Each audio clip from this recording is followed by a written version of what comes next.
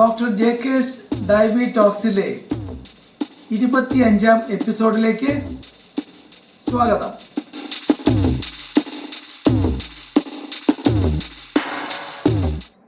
Silent attack എന്ന പ്രമേഹത്തിലെ ഒരു macrovascular കോംപ്ലിക്കേഷനെ കുറിച്ചാണ് ഈ എപ്പിസോഡിൽ നമ്മൾ ചർച്ച ചെയ്യുന്നത്.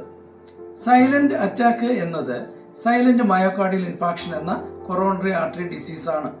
കൊറോണറി ആർട്ടറിയാണ് ഹൃദയത്തിന് രക്തം എത്തിക്കുന്നത്.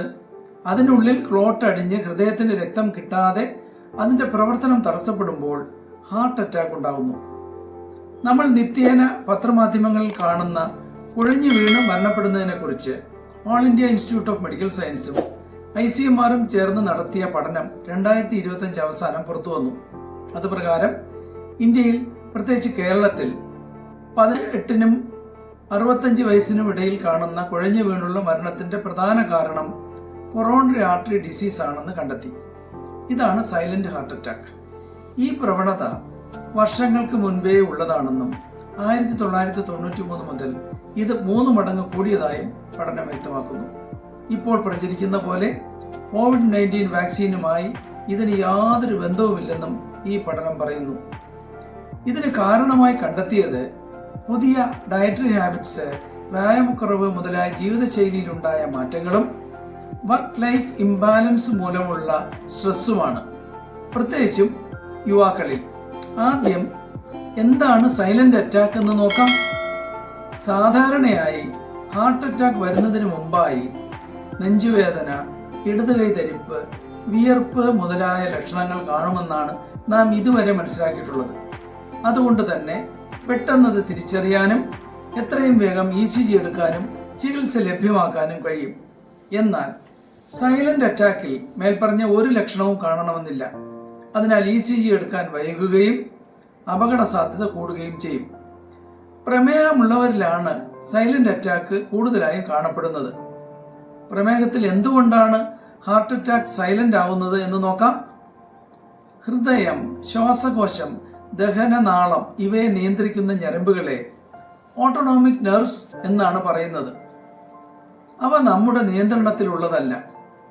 പ്രമേഹത്തിൽ ഈ ഞരമ്പുകൾക്ക് തകരാർ സംഭവിക്കുമ്പോൾ, അതായത് ഓട്ടോണോമിക് ന്യൂറോപ്പതി വരുമ്പോൾ, വേദന അറിയുന്നതിനുള്ള കഴിവ് നഷ്ടപ്പെടുന്നു. അങ്ങനെ നെഞ്ചുവേദന അറിയാതെ പോകുന്നു. എന്തൊക്കെയാണ് സൈലന്റ് അറ്റാക്കിന്റെ ലക്ഷണങ്ങൾ എന്ന് നോക്കാം. 1. അകാരണമായി കടുത്ത ക്ഷീണം അനുഭവപ്പെടും. 2. സാധാരണ അറ്റാക്കിൽ കാണപ്പെടുന്ന നെഞ്ചുവേദന, നെഞ്ചിൽ ഭാരം കയറ്റി വെച്ചതുപോലെയുള്ള തോന്നൽ ഇവയ്ക്ക് പകരം വളരെ മൈൽഡായ ഒരു അസ്വസ്ഥത മാത്രം. ചിലപ്പോൾ അതും കാണാറില്ല. 3. താടിയിലും മുതുകിലും അസ്വസ്ഥത. 4. ഇൻഡൈജഷൻ അഥവാ ദഹനക്കുറവ്. 5. ചെറിയ ആയാസമുള്ളപ്പോൾ, പ്രത്യേകിച്ചും വ്യായാമം ചെയ്യുമ്പോൾ ശ്വാസവൈഷമ്യം. 6. അകാരണമായി വിയർക്കുക. 7. തലകറക്കം, തലയ്ക്ക് ഭാരക്കുറവ്. സൈലന്റ് അറ്റാക്കിന്റെ റിസ്ക് ഫാക്ടേഴ്സ് അഥവാ വരാനുള്ള സാധ്യത എന്താണെന്ന് നോക്കാം.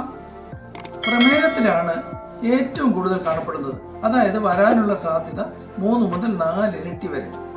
പ്രമേഹത്തിന് പുറമെ BP, കൊളസ്ട്രോൾ, ട്രൈഗ്ലിസറൈഡ് ഇവ കൂടിയിരിക്കുന്ന അവസ്ഥയിലും ഒബിസിറ്റിയിലും പ്രായമുള്ളവരിലും സ്ത്രീകളിലും ഇത് കൂടുതലായി കാണപ്പെടുന്നു. ഇനി സൈലന്റ് അറ്റാക്ക് എങ്ങനെ ഡയഗ്നോസ് ചെയ്യാം എന്ന് നോക്കാം. 1. ECGയിലെ വേരിയേഷൻസിലൂടെ അറ്റാക്ക് ഉണ്ടോ എന്നും ഉണ്ടെങ്കിൽ അത് ഗുരുതരമാണോ എന്നും അറിയാം. 2. ബ്ലഡ് ടെസ്റ്റ്, ട്രോപ്പോനിൻ T അല്ലെങ്കിൽ ട്രോപ്പോനിൻ I എന്ന കാർഡിയാക് ബയോമാർക്കേഴ്സ് നോക്കി അറ്റാക്ക് കൺഫേം ചെയ്യാം. 3.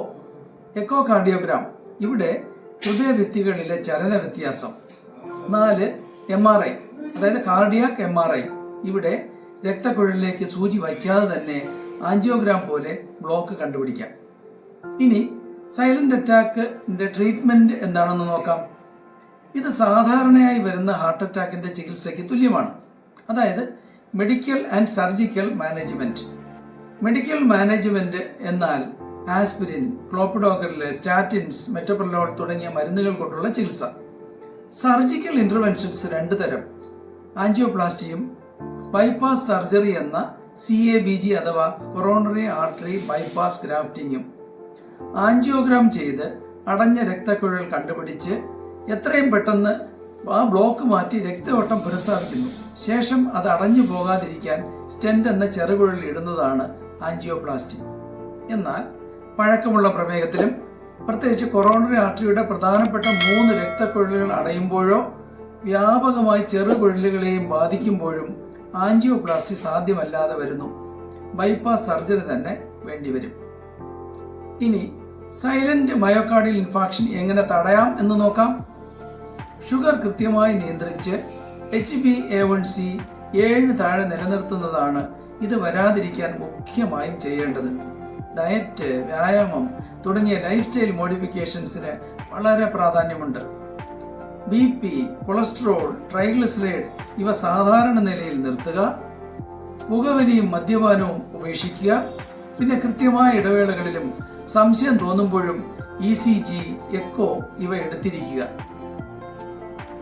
വെറും ഗ്യാസ് എന്ന് കരുതി മാരകമായ ഈ സങ്കീർണത കൃത്യമായ സമയത്ത് കണ്ടുപിടിക്കാതെ ഒരു അപകടത്തിൽ ചെന്ന് ചാടാതിരിക്കാൻ എല്ലാ പ്രമേഹമുള്ളവരും ജാഗ്രതയോടെ ഇരിക്കും എന്ന് പ്രത്യാശിച്ചുകൊണ്ട് ഈ എപ്പിസോഡ് ഇവിടെ അവസാനിപ്പിക്കുന്നു. ഈ ചാനൽ സബ്സ്ക്രൈബ് ചെയ്യുക, ലൈക്ക് ചെയ്ത് പ്രമേഹമുള്ള മറ്റുള്ളവരിലേക്ക് ഷെയർ ചെയ്യുക. അഭിപ്രായങ്ങളും സംശയങ്ങളും കമന്റ് ബോക്സിൽ രേഖപ്പെടുത്തുക. പ്രമേഹത്തിലെ മറ്റൊരു സങ്കീർണതയായ സ്ട്രോക്ക് എന്ന പക്ഷാഘാതത്തെക്കുറിച്ചുള്ള വീഡിയോയുമായി ഉടനെ കാണാം. നന്ദി, നമസ്കാരം.